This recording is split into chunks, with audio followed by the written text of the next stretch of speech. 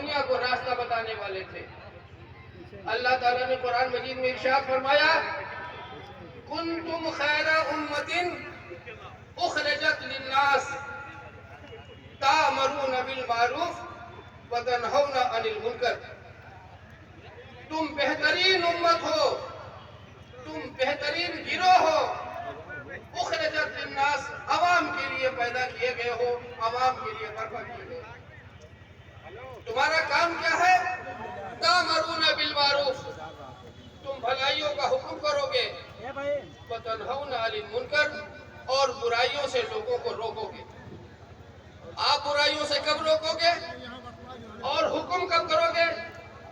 जब आप हाकिम रहोगे तो हुक्म करोगे, और जब ताकत होगी तो रोकोगे। आप हाकिम नहीं हैं इसलिए हुक्म नहीं कर सकते, आपके पास ताकत नहीं है इसलिए आप रोक नहीं सकते। ताकत मिलेगी कहां से? आज के जमाने में डॉक्टर भीमराव अंबेडकर साहब ने जो भारतीय संविधान लिखा, उसमें हर आदमी को बराबरी का अधिकार दिया। आपका एक वोट, जो आप उंगली के इशारे से बटन दबाएंगे, आपका एक वोट आपके दुश्मन के एक सिपाही को डाउन करेगा और आप एक मंजिल आगे बढ़ेंगे। लेकिन आपने अपने वोट की कीमत नहीं जानी, आपने अपने आप को समझा नहीं, आप दूसरों की चौखटों पे गदागरी करते रहे, आप दूसरों से भीख मांगते रहे। हम दुनिया को देने वाले हैं, दुनिया से खैरात खाने वाले नहीं थे, लेकिन हम खैरात मांगने वाले हो। मेरे भाई, हम दुनिया को देने वाले हैं, दुनिया से मांगने वाले नहीं हैं। मेरे अजीज, आप आगे बढ़ो, मैदान में आओ, सीना तानो, सीना सिबर हो जाओ। इंशाअल्लाह इस मुल्क में फिर आपकी हुक्मरानी कायम होगी। आज एक छोटा सा मामला मैं आपको बता रहा हूं। हमारे हिंदुस्तान की हुकूमत ने, हमारे प्रधानमंत्री जी ने कोरोना की आड़ में जो किसानों के साथ कानून बनाया, ये तो बहुत अच्छा हुआ कि किसानों की समझ में आ गया। मैं आप सभी को बता देना चाहता हूं, हुकूमतें हमारी कर क्या रही हैं। ये जो एनआरसी का कानून बना था, एनआरसी का, उसमें उन्होंने ये कहा मुसलमान को छोड़कर बाकी सभी जातियों का नाम लिया कि हम इनको नागरिकता दे देंगे। मेरे भाई, मैं खास तौर से हिंदू भाइयों को बताना चाहता हूँ, और पिछड़ी जात और वंचित और शोषित समाज के लोगों को बताना चाहता हूँ, इसमें कितनी बड़ी राज पोशीदा है कि आपको भी कंगाल और गुलाम बना देगा ये कानून। मैं उसके राज को बता रहा हूँ आपको। As a advocate, as a वकील, मैं उस कानून की पेचीदगी और बारीकियों को बता रहा हूँ। हुकूमत ने ये कानून बनाया कि पहले आपकी एनआरसी होगी, एनआरसी होगी, पहले रजिस्ट्रेशन, पॉपुलेशन रजिस्ट्रेशन बनेगा।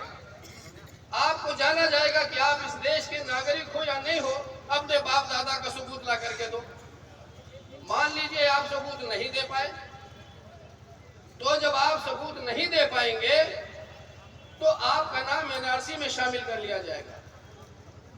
अब मुसलमान को छोड़कर बाकी लोगों से कहा जाएगा कि हम आप यहाँ के रहने वाले तो नहीं हो, तो आप ये बताओ, पाकिस्तान से आए हो, बांग्लादेश से आए हो, अफगानिस्तान से आए हो, आप कहाँ से आए हो?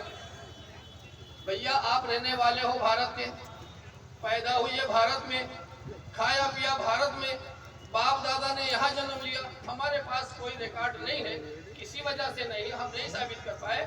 तो अब आप जब नहीं साबित कर पा रहे हो कि आपके बाप दादा भारत में थे या आपने भारत में जन्म लिया, तो अब आप ये बताओ, आए कहाँ से हो? पाकिस्तान से आए हो, बांग्लादेश से आए हो, अफगानिस्तान से आए हो, आप बताओ कहाँ से आए हो? ये आपको भी बताना है आप कहाँ से आए हो।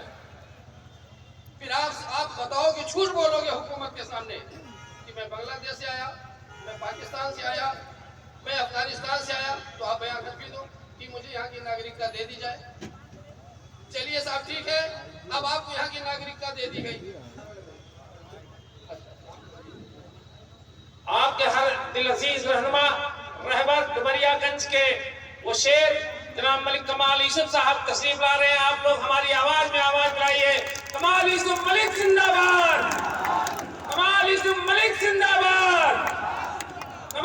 मलिक जिंदाबाद, कमाल यूसुफ मलिक जिंदाबाद, कमाल यूसुफ मलिक मत घबराना, कमाल यूसुफ मलिक मत घबराना।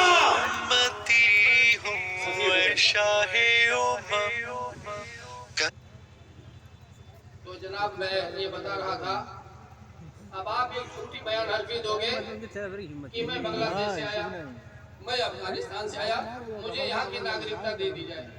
आप कहोगे ठीक है, आपको नागरिकता दे दी जाती है, जब आप यहाँ के हैं नहीं तो ये प्रॉपर्टी आपको कहाँ से मिली? जो आपके बाप दादा से जो जमीन आपको मिली है, ये आपको कहाँ से मिला, कैसे आपने लिया?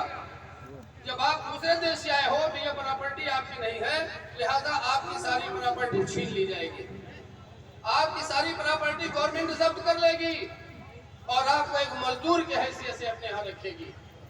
इस बारीकी को हमारे हिंदू भाइयों को भी समझने की जरूरत है।